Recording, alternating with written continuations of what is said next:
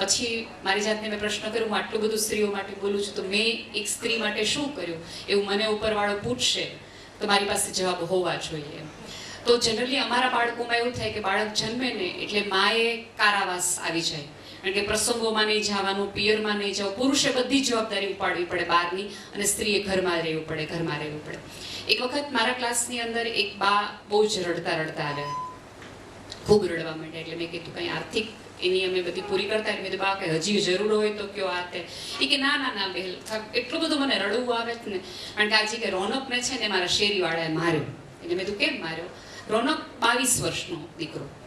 એ કે વેફરની કોથળી એક છોકરી પાસે જોઈ અમારી શેરીની, અને એ છોકરીએ ડરીને અહીંયા રાખી દીધી વેફર, અને રોનકે વેફર લીધી અને ગામે માર્યો એટલા માટે છોકરીઓને અડસ એવી રીતે. અને એ કે રોનક એટલે રોનકના બા, રોનકના મમ્મી છે જન્મ આપીને ગુજરી ગયા હતા, અને એના પપ્પાને કેન્સર હતું કે જે થોડાક વખતમાં ગુજરી જાય. એટલે બા રડતા હતા એવી રીતે કે પાપ કોઈક મારા જ હશે, એની માં છૂટી ગઈ અને એનો પિતા છૂટી જશે, આ મારા કોઈક પાપ હશે. હું એટલી બધી ગરીબ નેહલબેન છું કે મારા હાડકાઈ હું કોઈ ગંગાજળમાં પલાળી શકો એમ નથી કે આવતા ભવે મને છૂટી જાવ. આ એક વાક્ય મને, હું કઈ નથી માનતી કે ત્યાંથી જશું તો તૂટી જશે, પણ એક સ્ત્રીની એવી શ્રદ્ધા હોય આ પૃથ્વી પર જતી વખતે 80 વર્ષે કે હું ગંગાજીમાં નાઈ નાખી હોય, તો એની શ્રદ્ધા ટકી રાખવા માટે મેં એક નગજમાં નક્કી કર્યું ગમે થયા બાને આપણે મોકલવા છે. પછી ધીમે ધીમે કથાઓ મારી પાસે વધવા માંડી. મારી આજુબાજુ કેટલી એવી સ્ત્રીઓ હોય કે જે ભાવનગરની બહાર જ ન ગઈ હોય, એને પૂછો 40-45 વર્ષના જીવનમાં કે તું ક્યાં ગઈ છો, તો કે મેં મારું તળાજાનું પિયર જોયું ને ભાવનગર જોયું, 2 ગામ સિવાય કોઈ ગામો ન જોયા હોય. એટલે પછી મેં ડિસાઈડ કર્યું ભાર્ગવભાઈ, કે જેમાં જયભાઈએ સૌથી વધુ અમને સપોર્ટ કર્યો છે, કે મારા બાળકોની મમ્મી, અને એવીથી લઈ મેં 14 થી 15 દિવસની એક ટ્રીપ કરી કે ભાઈ આપણે હરિદ્વાર પણ જવું છે, મારે તમને મસૂરી પણ દેખાડવું છે, મારે તમને દિલ્હી પણ દેખાડવું છે, મારે તમને વૃંદાવન મથુરા પણ દેખાડવું છે, મારે તમને શ્રીનાથજીએ દેખાડવું છે, મારે તમને અંબાજીએ કરવી છે. એટલે બાળક અને માં એવી એક ટ્રીપ શરૂ કરી. ગંગાજીમાં નાતી વખતે અમે બધી સ્ત્રીઓને ડ્રેસ પહેરવાના અથવા ગાઉન પહેરવાના એક વ્યવસ્થાના ભાગરૂપે અમે આ નક્કી કર્યા હતા. એક સ્ત્રી મને રિપીટેડલી આવીને એવું જ કીધા કરે, મારે મને ડ્રેસ આપજો. એટલે હું એટલી બધી બહુ જ મગજમાં બરફ રાખીને બેઠી હતી, કારણ કે મારા ઉપર આટલી બધી જવાબદારીઓ હતી. એટલે મને પછી ઇરિટેટ હું થઈ ગઈ કે બેન મેં તમને ડ્રેસ જ આપ્યો છે, હવે તમે મને કહેશો ને તો હું તમને ડ્રેસ નહીં આપું, બેની બદલે બીજું આપીશ. ગંગાજીમાં જેવો ડ્રેસ પહેરીને બેન નાયા, બેન ખૂબ રડવા માંડ્યા.